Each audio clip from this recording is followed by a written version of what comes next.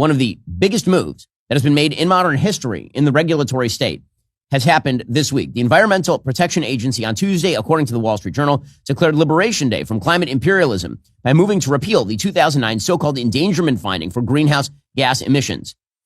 So basically, the Clean Air Act, which was put into place in the 1970s, authorized the EPA to regulate pollutants like ozone, particulate matter, sulfur dioxide, and others that might reasonably be anticipated to endanger public health or welfare. Well, the EPA suggested under Barack Obama that you could use the Clean Air Act in order to regulate carbon emissions, which is insane. That's totally crazy. The kinds of stuff the Clean Air Act was meant to stop was, again, particulate matter. It was meant to stop ozone that was breaking down the ozone layer. It was not meant to deal with carbon, and particularly carbon dioxide, which is a thing that you know is a natural byproduct of, for example, breathing. It is not carbon dioxide is not a danger to human beings in the environment. You may not like what it does in terms of global climate change, but the idea that the EPA has authority under the Clean Air Act is wrong. If Congress wants to give the EPA that authority, then it certainly could, but it never did. The Supreme Court found in 2007 that greenhouse gases could qualify as pollutants under an extraordinarily broad misreading of the law. But now the EPA is walking that back, and the EPA is suggesting that this is not correct. Quote, there is some evidence that elevated carbon dioxide concentrations and climate changes can lead to changes in aeroallergens that could increase the potential for allergenic illnesses, said the Supreme Court and the EPA under their 2009 ruling. Well, the Energy Department has now walked that back. They published a comprehensive analysis of climate science and its uncertainties by 5 outside scientists. One of those is Stephen Koonin, who served in the Obama administration. The crucial point is that CO2 is different from the pollutants Congress expressly authorized the EPA to regulate. Those pollutants are, quote, subject to regulatory control because they cause local problems depending on concentrations, including nuisances, damages to plants, and at high enough exposure levels, toxicological effects on humans. In contrast, CO2 is odorless, does not affect visibility, and it has no toxicological effects at ambient levels. So you're not going to get sick from CO2 in the air. And so the EPA Administrator Lee Zeldin and Energy Secretary Chris Wright are taking this on. They have said the Clean Air Act no longer applies in our interpretation to greenhouse gases. Well, what does that mean? It means something extraordinary for the American economy, among other things, which is a massive deregulatory environment. The alleged cost of regulating greenhouse gas emissions under the Clean Air Act amounts to something like $54 billion per year. So if you multiply that out over the course of the last decade and a half, you're talking about a cost of in excess of $800 billion, based again on a regulatory agency radically exceeding its boundaries. Well, joining us online to discuss this massive move by the Trump administration is the Energy Secretary, Chris Wright. Secretary, thanks so much for taking the time. Really appreciate it. Thanks for having me, Ben. So first of all, why don't we discuss what the EPA just did, what that actually means, how's the Energy Department involved, and what does it mean for sort of the future of things like energy development in the United States? Well, the endangerment finding, 2007 Supreme Court decision, Massachusetts and a bunch of environmental groups sued the EPA and said, you must regulate greenhouse gas emissions, climate activists, basically. Unfortunately, the Supreme Court decided 5-4 in 2007 that greenhouse gases could become endangerments. And if they were, the EPA had the option, but not the compulsion to regulate greenhouse gases. As soon as the Obama administration came in 2009, they did kind of a tortured process to say greenhouse gases endanger the lives of Americans. And that gave the regulatory state, the EPA, the ability to regulate greenhouse gases that the Obama administration and others had failed to pass through Congress. If you pass a law through the House and the Senate and the president signs it, then you can do that. But they just did it through a regulatory back door. And now those regulations just infuse everything we do. Maybe most famously automobiles, the EV mandates, the continual lowering of or increasing in fuel economy standards that brought us the SUV and everyone buying trucks because they don't want to buy small cars. But it's regulating appliances and power plants and home hair dryers and outdoor heaters. So it's just been a huge entanglement into American life. Big brother climate regulations from the government. They don't do anything meaningful for global greenhouse gas emissions. They don't change any health outcomes for Americans, but they massively grow the government. They increase costs and they grow the reach of the government.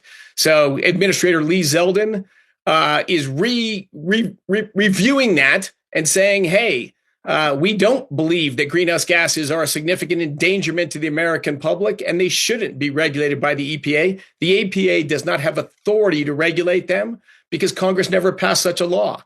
And what we did at the Department of Energy, sorry for the long answer, is I reached out to 5 prestigious climate scientists that are real scientists in my mind, meaning they follow the data wherever it leads, not only if it aligns with their politics or their views otherwise.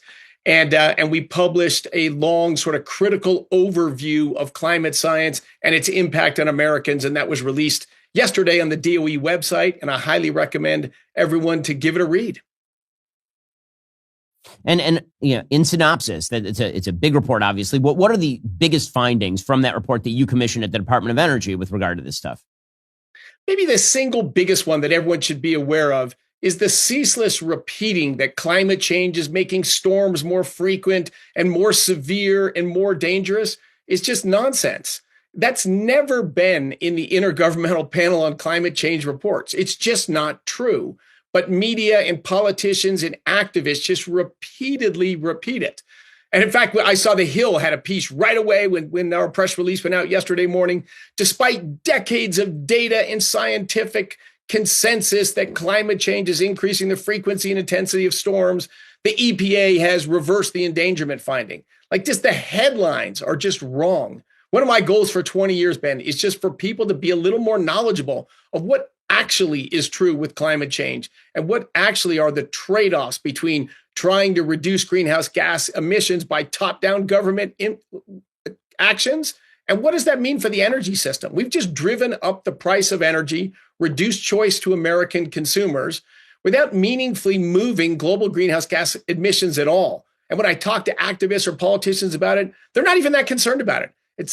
They don't act as if their real goal is to incrementally reduce greenhouse gases in the atmosphere. Their real goal is for the government and them, a small number of people, to decide what's appropriate behavior for all Americans.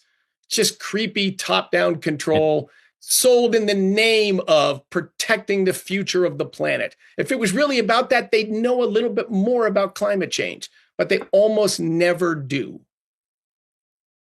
Well, this is the part that's always astonishing to me. I get in a room with climate scientists from places like MIT or Caltech, and we'll discuss what exactly is going on. These are people who believe that there is anthropogenic climate change, that human activity is causing some sort of market impact on the climate. But when you discuss with them, okay, so what are the solutions?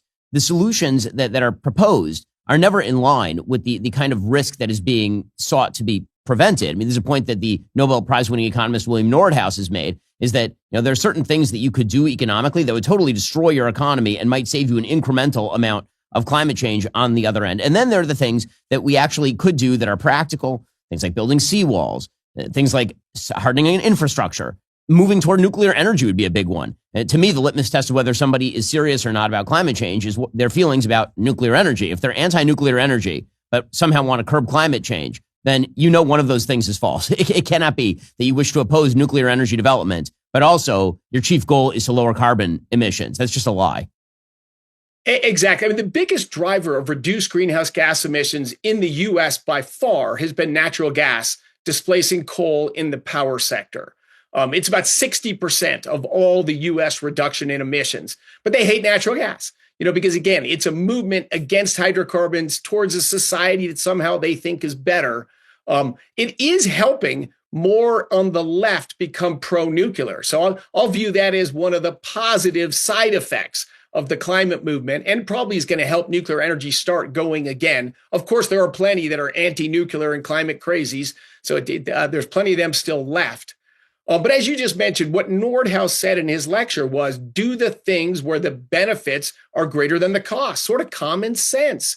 And in his proposed optimal scenario, we reduce the warming through this century by about 20%, not net zero, not any, because those things are, you spend $100 trillion and maybe you get $10 trillion of benefits. That's not, and then people tell me, well, it's an admirable goal, it's aspirational. I'm like, turning dollars into dimes is not aspirational, it's human impoverishing. And we can look over to the United Kingdom.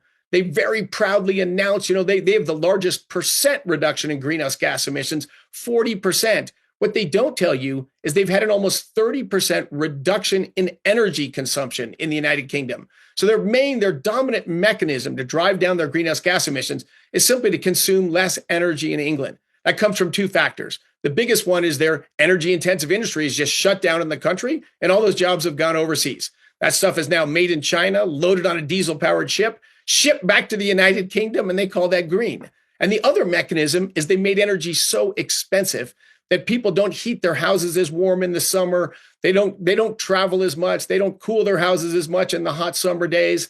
And they've impoverished their people so they can afford less energy. This isn't victory, and this isn't changing the global future of the world. Like, we just need some common sense back around energy and climate change. That's where the Trump administration is headed across the administration, not just Minister Zeldin and myself, but everyone in the administration. We just want Americans to have a government that follows basic common sense.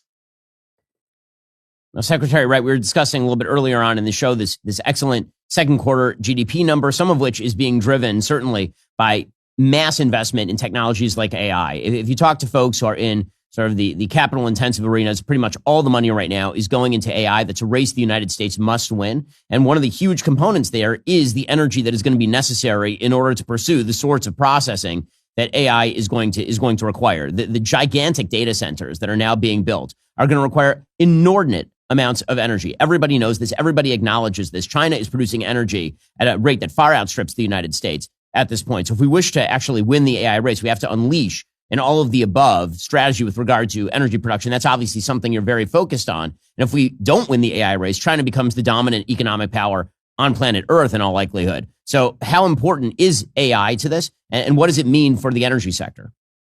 It's massively important. As you just said, I've called it Manhattan Project 2.0, because in the Manhattan Project, when we developed an atomic bomb in World War II, we could not have come in second. If Nazi Germany had developed an atomic weapon before us, we would live in a different world. It's a similar risk here. If China gets a meaningful lead on the US in artificial intelligence, because it's not just economics and science, it's national defense, it's the military.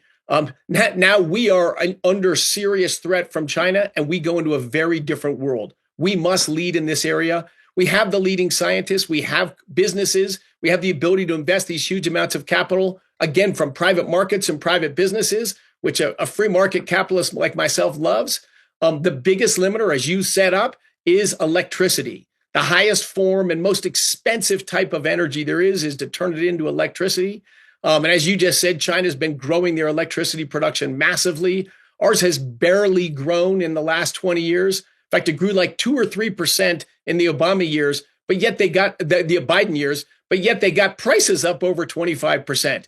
They helped elect President Trump by just doing everything wrong on energy. And they certainly weren't all of the above. They were all about wind, solar, and batteries. And congratulations, they got them to rounds to 3% of total U.S. energy at the end of the Biden years. Hydrocarbons went from 82% in 2019 when Biden guaranteed he would end fossil fuels, to 82% his last year in office. Zero change in market share.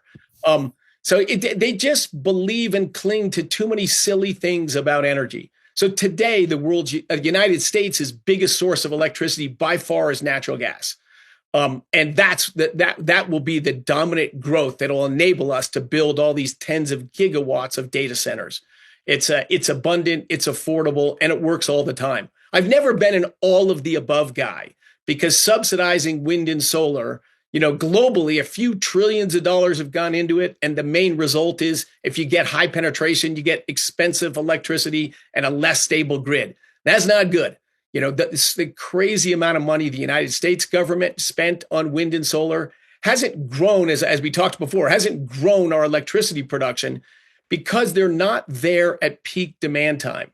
Whether you look at Washington, D.C. or Texas is the biggest penetration of wind and second biggest penetration of solar. It's 35% of the capacity on the Texas grid.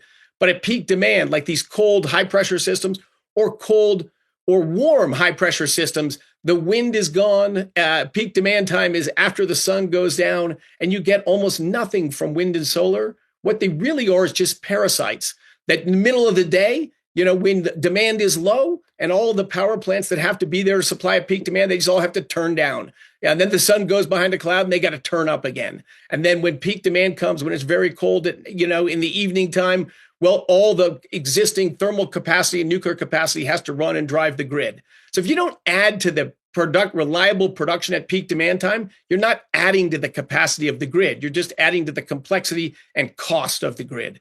I mean, if Harris had won the election, we would not only have no chance to win the AI race against China, we would just have increasing blackouts and brownouts today, let alone with the extra demand, some extra demand that would have come from AI, even if they had won the race. But because President Trump won, common sense came back in spades, and we're allowing American businesses to invest and lead in AI. We're in a very different trajectory, Well, that's U.S. Energy Secretary Chris Wright doing a fantastic job over there. One of the big reasons that the Trump economy continues to churn along. Secretary Wright, really appreciate the time and the insight. Thanks so much for having me, Ben. Appreciate all you do.